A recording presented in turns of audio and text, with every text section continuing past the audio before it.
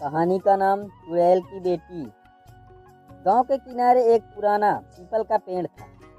लोग कहते थे वहां रात को अजीब आवाजें आती हैं।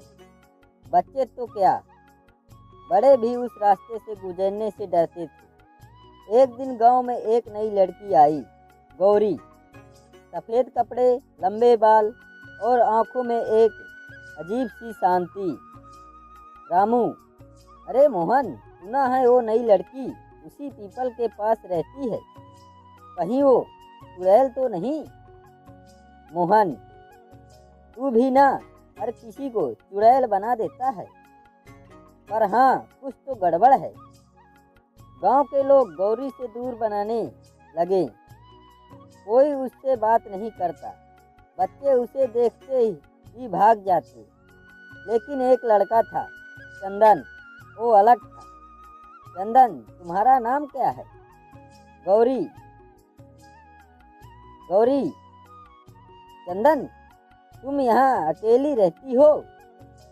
गौरी, हाँ, और मुझे अकेले रहने की आदत है। दिन बीतते गए, चंदन और गौरी की दोस्ती बढ़ने लगी। गौरी हमेशा गांव वालों से दूर रहती, लेकिन चंदन के साथ वो हंसती बातें करती। एक रात गांव में अचानक हलचल मच गई। गांव वाला, अरे, गोपाल का बच्चा गायब हो गया। सभी लोग इकट्ठा हो गए। डर और गुस्से में किसी ने कहा, एक औरत, ए, तब उस नई लड़की का कमाल है, वही चुड़ैल की बेटी है। भीड़ ने बिना सोचे समझे फैसला कर लिया। सब लोग मसाल लेकर गौरी के घर की तरफ बढ़े। चंदन, नहीं, वो ऐसा नहीं कर सकती।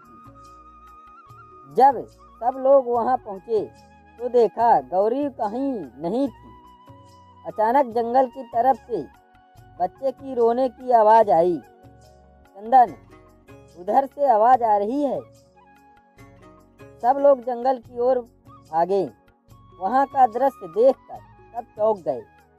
गौरी उस बच्चे को गोद में लिए बैठी थी और सामने एक बड़ा जंगली कुत्ता खड़ा था, जो धीरे धीरे पीछे हट रहा था। गौरी, भाग जा, नहीं तो बुरा होगा। कुत्ता डर कर भाग गया। गौरी ने बच्चे को चंदन की ओर बढ़ाया।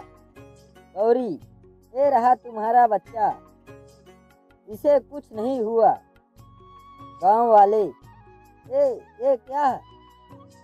सबकी आंखें झुकी गई। जिसे वो चुड़ैल समझ रहे थे, वही उसकी मदद कर रही थी। गांव का मुखिया, बेटी, हमें माफ कर दो, हमने तुम्हें गलत समझा। गौरी, मैं चुड़ैल की बेटी हूँ, ये सच है। सब लोग फिर से डर गए। गौरी, लेकिन मेरी माँ बुरी नहीं थी, वो लोगों की मदद करती थी। पर गांव वाले ने उसे कभी समझा ही नहीं। चंदन और हम वही गलती फिर से करने वाले थे। गांव में सन्नाटा छा गया। सबको अपनी गलती का एहसास हो चुका था। गांव वाला, हमें माफ कर दो, अब तुम अकेली नहीं हो। उस दिन के बाद गौरी को गांव में अपना लिया गया। अब वो डर की नहीं, बल्कि दया और हिम्मत की पहचान बन गई। कि किसी को उसके रूप या अफवाहों से नहीं, बल्कि उसके कर्मों से पहचानना चाहिए। डर और गलतफहमी अक्सर सच्चाई को छुपा देती हैं।